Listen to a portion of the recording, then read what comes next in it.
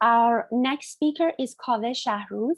Kaveh Shahrooz is a lawyer and human rights activist and a senior fellow with McDonald-Laurier Center for Advancing Canada's Interests Abroad. He is also a former senior policy advisor on human rights to Global Affairs Canada, a graduate of Harvard Law School and the University of Toronto. He has written widely on human rights issues and international affairs. He led a recent successful effort to convince Canada's Parliament to recognize the 1988 massacre of political prisoners in Iran as constituent crimes against humanity under international law. He resides in Toronto. Kaveh, the question is, why should designation of the IRGC as a terrorist entity be a non-partisan mandate for Canadian political parties? Time is yours, sir. Great. Thank you so much, Sarah, and good morning to everybody. And it's really nice to be on a panel with such terrific people. I know you indicated I have 5 to 7 minutes, but I think my answer is actually a relatively short one. So why is this a non-partisan issue? Well, because the threat posed by the Revolutionary Guards is a non-partisan issue. We have here today family members of Flight 752. When their loved ones boarded that flight, nobody was asked whether or not they're conservatives or liberals or NDP members. This was just an attack on human beings without regard to their politics. So our politicians shouldn't be thinking about addressing this crime in partisan terms. But you also look at other things that the IRGC does. It's really horrific involvement, for example, in the Syrian conflict, just outside the confines of Iran. The thousands, tens of thousands, perhaps even hundreds of thousands of people dead in Syria as a result of IRGC action. That destabilizes the region. It harms Canadian interests. It's just immoral in and of itself, aside from all the other issues. And that's not a partisan issue. You think about some of the other nefarious actions of the IRGC. So it's campaign, and it's not just always the IRGC. The IRGC is obviously one of the most important arms of the Iranian regime, but it does it in concert with other elements of the Iranian regime. So the assassination campaign that it's carried out abroad. I mean, assassinations abroad have been a consistent Iranian policy, but taking extraterritorial action, kidnapping people abroad, and so on, seems to have picked up again in recent years. And I see my colleague Cameron's on. He and I recently wrote a piece in the Wall Street Journal about this threat that's increasing with Iranian authorities, Iranian officials, oftentimes led by the IRGC, kidnapping people abroad and bringing them back to Iran and executing them in some cases. These are not partisan matters. You look at the arrest of dual citizens. I think, thankfully, I don't know of any Canadians in Iranian prison at the moment. I may be wrong on that. Unfortunately, these issues change a lot, but there are Iranian Americans in prison, British Americans, German Americans, German Iranians in Iranian prison.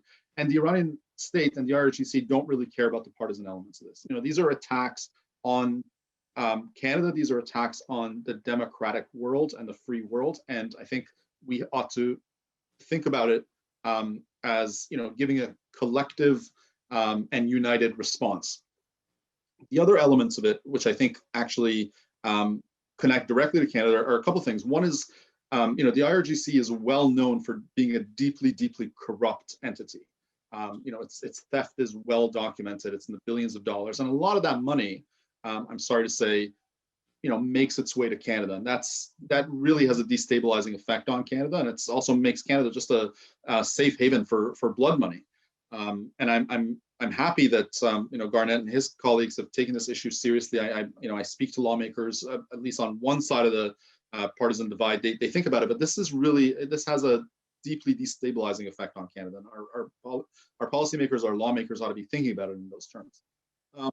A few months ago, CSIS came out and said that there are a number of countries, they named Iran, they named Venezuela, they named China, as countries that have tried to actually interfere in our elections. And they named sort of nomination fights, for example, as the site where foreign governments try to interfere with our democratic process.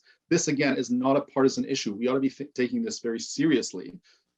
And so I think the listing of the IRGC is just a way for our collective sort of for us as a united country, regardless of our differences on whatever policy matters, to actually respond to all these threats that I just listed in the last few minutes, and all this mayhem and all this illegality that's being carried out by the IRGC.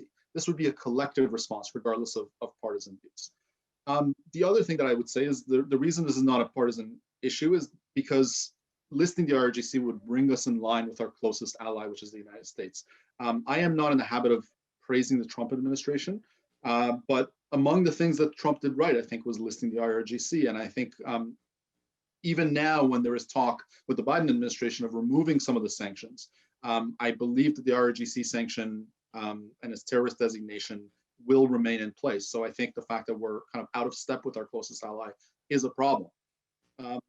And the other thing that I would say is that this is a nonpartisan issue for the reason that Garnett mentioned, which is that it was actually, with the exception of certain members of parliament who magically got the flu that day, it was actually supported by members from all parties across the political spectrum. This was not viewed as a partisan issue, and members of the government and the cabinet actually supported Garnett's motion. Now, if you compare it to a couple of weeks ago when there was a motion before the House involving the genocide being carried out by China, you will note that the cabinet made a very clear point of not actually voting or abstaining from that vote. They didn't do so in this case with the vote on the IRGC listing. So it means that the support of the motion, the cabinet takes it seriously, right? So in the China case, they thought they didn't actually want to be on the record as supporting it. With the IRGC case, they actually did support it. So the support was widespread. It was across the political spectrum.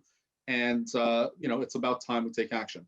One final note I will add is that listing the IRGC from a legal perspective is difficult to do. It's not just a matter of writing it down in a piece of legislation. There are intricacies that have to be worked out. So the IRGC is a vast economic and military force, and its economic tentacles sort of reach all across Iran. So there are a lot of sort of innocent people that have no ties to the regime, but might be sort of economically caught up in this. Similarly, there are people who, as part of their military service, work for the IRGC who would not support it. And I think we ought to be very careful in how we design any terrorist designation, how we design any statute about this. But it's work that ought to be done. And if we put our mind to it, I think we can get it right. And we can get it right regardless of who's in power, whether it's conservatives or liberals or whoever. Anyway, all to say that I think this is, as far as I'm concerned, kind of a no-brainer. I'm really puzzled as to why the Trudeau government has not taken steps. Thank you so much. Mr. Kaveh Shahrooz, Senior Fellow at McDonald-Laurier Institute.